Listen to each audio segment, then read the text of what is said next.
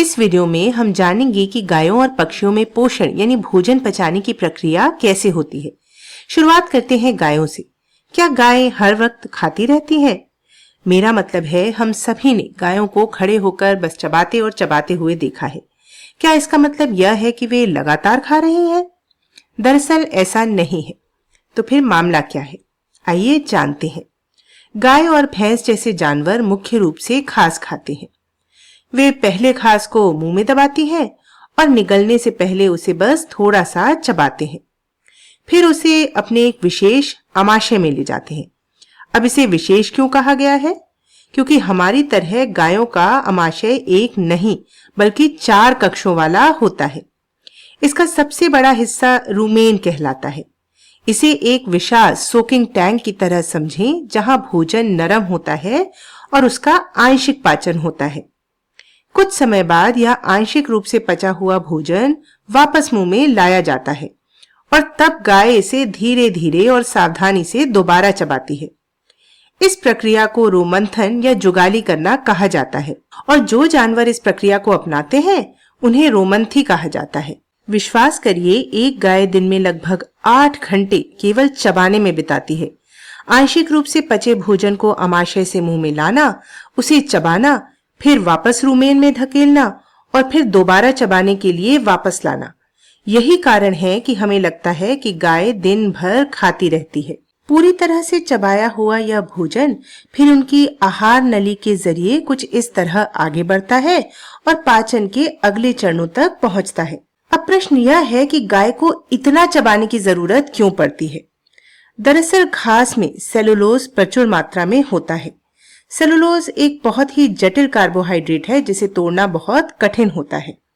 चबाने और दोबारा चबाने का यह चक्र इसे तोड़ने में बहुत मदद करता है। इसके अलावा गाय के रूमेन में अरबों छोटे सूक्ष्म जीव यानी माइक्रोब्स जैसे जीवाणु अर्थात बैक्टीरिया, प्रोटोजोआ और कवक अर्थात फंगाई रहते हैं।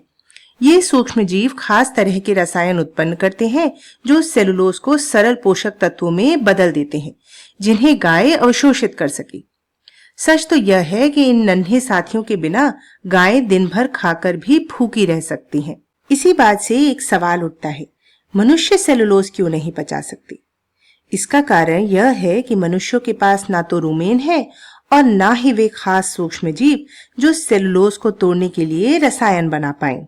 इसलिए जब हम सेलुलोज से भरपूर भोजन खाते हैं, जैसे सलाद या सब्जियां, तो वह हमारे पाचन तंत्र से फाइबर या रुक्षांश के रूप में निकल जाता है और यह हमारे लिए बहुत अच्छा है।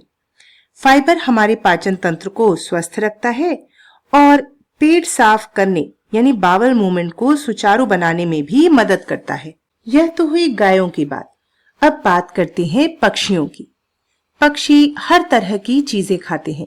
गौरैया के लिए बीज और फल, हमिंगबर्ड के लिए मकरंद, मुर्गी के लिए कीड़े और कौओं के लिए बचा हुआ भोजन। लेकिन यहाँ एक समस्या है, उनके दांत नहीं होते।